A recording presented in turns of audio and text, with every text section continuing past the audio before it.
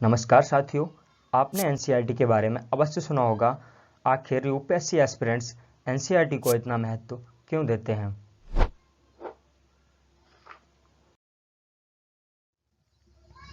आइए समझते हैं एनसीईआरटी से जुड़े ऐसे तमाम सवालों के जवाब, जैसे एनसीईआरटी क्या है, इसका उद्देश्य क्या है, सरकारी नौकरी की तैयारी कर रहे छात्रों के लिए एनसीईआरटी क्यों जरूरी है, इसको सरलता से कैसे पढ़ें, आदि। दोस्तों, NCERT national council of educational research and training एक ऑटोनॉमस ऑर्गेनाइजेशन है जिसकी स्थापना भारत सरकार द्वारा 1961 में की गई थी।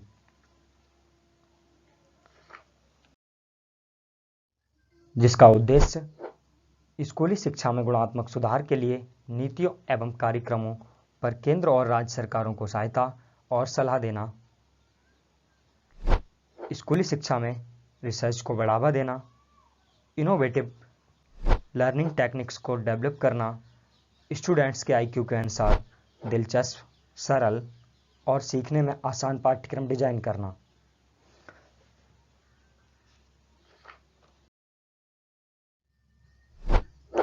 दोस्तों, इंडिया में होने वाले लगभग प्रत्येक कॉम्पिटिटिव एग्जाम में जीएस के 60% से ज़्यादा क्वेश्चन एनसीईआरटी बुक से पूछे जाते हैं।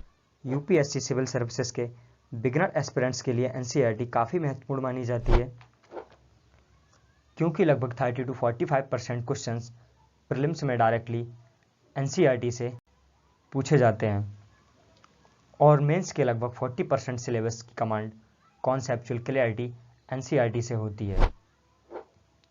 देश के लगभग प्रत्येक पीसीएस प्री एग्जाम में अप्रॉक्स 40 to 70% क्वेश्चंस डायरेक्टली या इनडायरेक्टली एनसीईआरटी से आते हैं। एनसीईआरटी पढ़ने से कॉन्सेप्ट सहजता से स्पष्ट हो जाता है। एनसीईआरटी की प्रामाणिकता अन्य पुस्तकों की तुलना में कहीं अधिक है।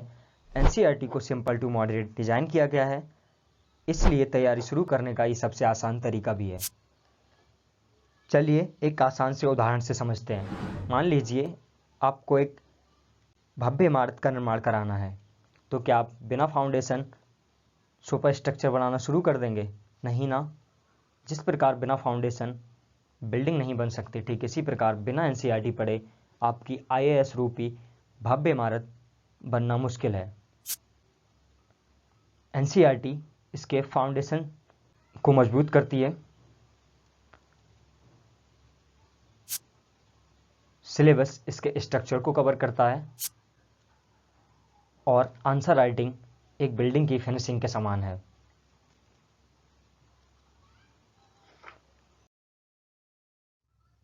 एनसीईआरटी को निम्न प्रकार से पढ़ा जा सकता है। Number 1 class wise,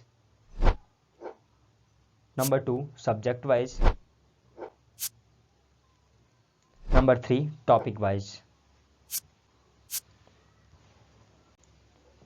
beginner aspirants के लिए सब्जेक्ट वाइज एनसीईआरटी पढ़ना काफ़ी अच्छा सुझाव है, क्योंकि इस तरह पढ़ने से एक टॉपिक को दूसरे टॉपिक से लिंक करके सहजता से समझा जा सकता है और लंबे समय तक सहजता से याद भी रखा जा सकता है। अगर आप टॉपिक वाइज पढ़ना चाहें तो ये भी एक आसान तरीका साबित हो सकता है।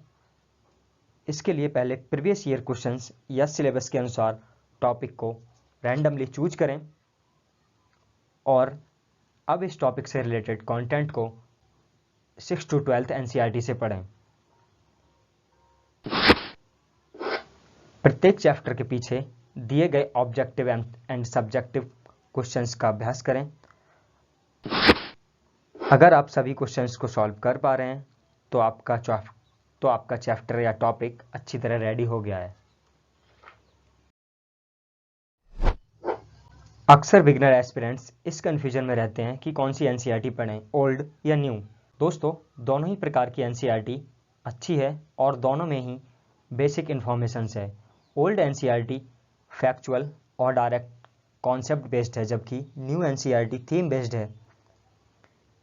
UPSC civil services exam pass करने के लिए बेहतर समझ की ज़रूरत है, जो कि थीम बेस्ड कंटेंट से संभव है, ना कि फैक्चुअल डाटा से। इसलिए आप बिना किसी कन्फ्यूजन न्यू एनसीईआरटी पढ़ें। न्यू एनसीईआरटी में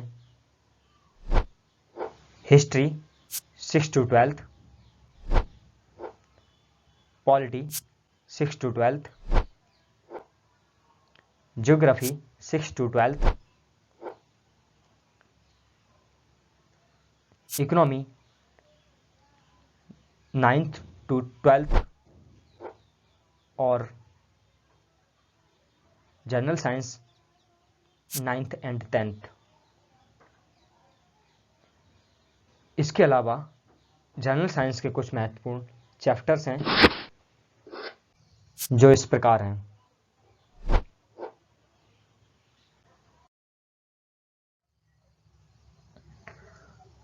दोस्तों, ज़्यादातर एस्पिरेंट्स सोचते हैं एनसीईआरटी नोट्स बनाना समय की बर्बादी है।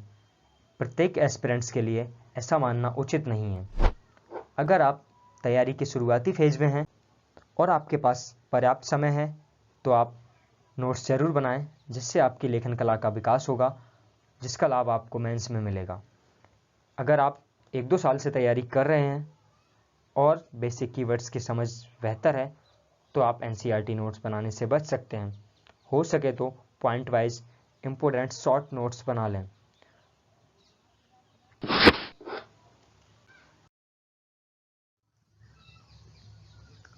दोस्तों, नोट्स बनाने से पहले टॉपिक को एक बार पूरा पढ़ लें, दूसरी रीडिंग में अंडरलाइन करें और अब तीसरी रीडिंग में नोट्स बनाएं।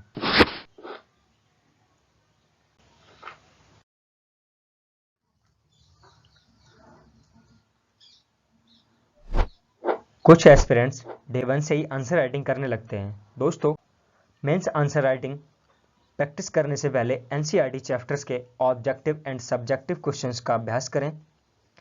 इसके बाद जब आप मेंस आंसर राइटिंग करेंगे तो काफ़ी सरलता से कर पाएंगे। जय हिंद दोस्तों, मिलते हैं अगले वीडियो में।